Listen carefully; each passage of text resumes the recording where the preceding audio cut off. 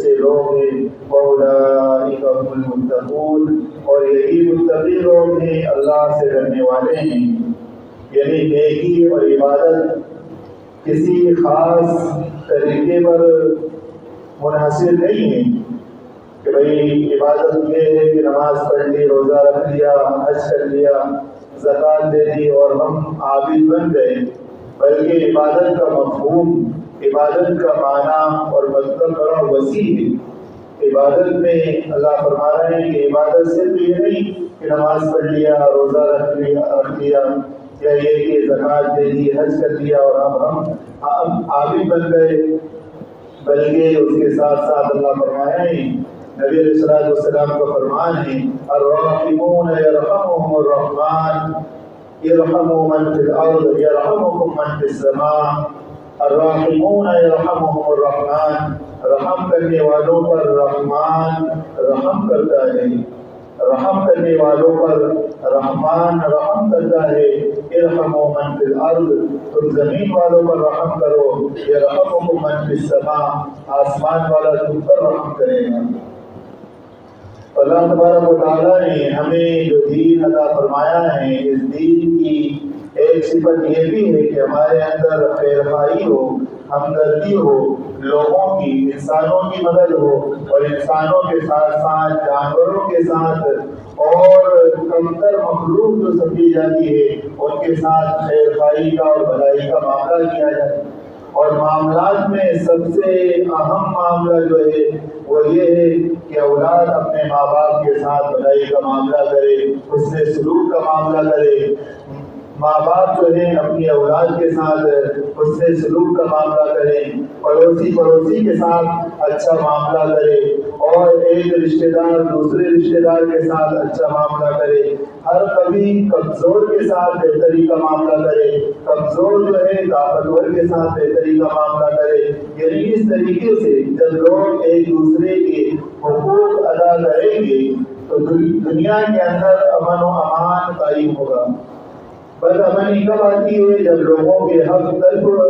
تلفی کی جاتی ہے، ان کے حق دبا دیے جاتے ہیں، جب ملک کے اندر اور ہمارے معاشرے کے اندر بد امنی آنے لگتی ہے، جب طاقتور جو ہے کمزور کے حق کو دبا لے اور اس کمزور کے حق کو کھا جائے، باپ جو ہے اولاد پر ظلم کرے، اور جو بڑے ہیں ماتحتوں پر ظلم کرے، ماتحت جو باغی ہو کر ماں باپ کی نافرمانی کرنے لگے، ماتحت جو ہے وہ اپنے بڑے اور سردار کی نافرمانی پر اتر آئے، یہ اس وقت ہوگا جب لوگوں کے اندر حقوق کے خلاف، یعنی جو ان کے حق ہیں وہ ان کے حق ان کو نہ دیے جائیں، تو اس وقت بد امنی آتی ہے، ملک میں بھی، معاشرے میں بھی، اور ہمارے اپنے گھروں کے اندر بھی بد امنی اسی وقت آتی ہے جب ہم ایک دوسرے کے حق کو ادا نہ کر رہے ہوں۔ شوہر جو ہے وہ بیوی کے حق ادا نہیں کر رہا ہے، باپ جو ہے اپنے اولاد کے حقوق ادا نہیں کر رہا ہے، تو پھر ہمارے گھروں کے اندر بد امنی آئے گی۔ نبی علیہ السلام کے فرمودات میں، ارشادات میں یہ چیز ملتی ہے کہ آپ علیہ السلام نے جہاں عزیز و اقارب کے حقوق بیان کیے، وہیں نبی علیہ السلام نے پڑوسی کے حق کو اتنا بیان کیا کہ حضرت نبی علیہ السلام فرماتے ہیں، جس کا مفہوم ہے کہ کہیں ایسا نہ ہو کہ پڑوسی کو ہمارے مال میں اس کو وارث بنا دیا جائے۔ اتنے پڑوسی کے حقوق کو بیان کیا۔ آپ علیہ السلام نے فرمایا وہ شخص مومن نہیں، وہ شخص مومن نہیں، اور وہ شخص مومن نہیں، تین مرتبہ آپ علیہ السلام فرما رہے ہیں کہ وہ شخص مومن نہیں، مسلمان نہیں، وہ شخص مومن اور مسلمان نہیں جس کا جو خود پیٹ بھر کر کھائے اور اس کا پڑوسی جو ہے بھوک سے دل ملالا ہو، بھوک سے پریشان ہو، تو وہ شخص مومن نہیں۔ حالانکہ وہ عبادت کر رہا ہے، نماز کا اہتمام کر رہا ہے، زکوٰۃ دے رہا ہے، ساری عبادت کر رہا ہے، لیکن نبی علیہ السلام یہ فرما رہے ہیں کہ وہ شخص مومن نہیں۔ ایک حدیث قدسی ہے، اللہ فرماتے ہیں کہ میں کل قیامت کے دن اللہ تعالیٰ بندے سے کہیں گے کہ میں بھوکا تھا، تم نے مجھے کھانا نہیں کھلایا۔ بندہ کہے گا اللہ آپ اور بھوک یہ کیسے ہو سکتا ہے؟ آپ تو کھانے پینے سے پاک ہیں۔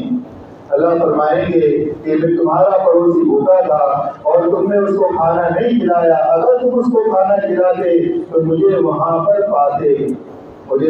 پاتے کا مطلب یہ ہے کہ میں تمہاری مدد کرتا، تمہارے لیے روزی کا اور انتظام فرماتا۔ آپ کیوں فرمائیں گے، اللہ فرمائیں گے کل قیامت کے دن کہ میں پیاسا تھا، تم نے مجھے پانی نہیں پلایا۔ بندہ کہے گا اللہ آپ اور پیاس یہ تو نہیں ہو سکتا، پر اللہ فرمائیں گے کہ اگر تم پیاسے کو، تمہارا پڑوسی پیاسا تھا، اگر تم اس کو پانی پلاتے تو تم مجھے وہاں پر پاتے۔ آج دیکھیں ہمارے پاس گھروں میں ہم اپنے یہ حدیث سے صرف حدیث نہیں، واقعہ بنائے واقعہ نہیں، آج ہم غور و فکر کر سکتے ہیں کہ میرا پڑوسی میری تکلیف سے محفوظ ہے یا نہیں ہے۔ ہر شخص، ہم اپنے ایک معاشرے میں رہتے ہیں، ایک علاقے میں رہتے ہیں، ہر شخص یعنی انسان کی طبیعت میں یہ چیز داخل ہے کہ وہ ایسے علاقوں میں رہتا ہے جہاں پر انسان رہتے ہیں۔ یہ جانور کی طبیعت کے خلاف ہے۔ جانور کی طبیعت یہ ہے کہ جہاں انسان رہتے ہیں وہاں پر عام طور پر جانور وہاں سے فراری اختیار کر لیتے ہیں اور وہاں سے نکل جاتے ہیں، اور وہ کسی جگہ پر اپنا بسیرا نہیں کرتے جانور کی طرف، یہ بستی جانوروں کی ہے، یہ فلاں جانوروں کی، یہ فلاں جانوروں کی۔ ہاں، انسانوں کی یہ صفت ہے،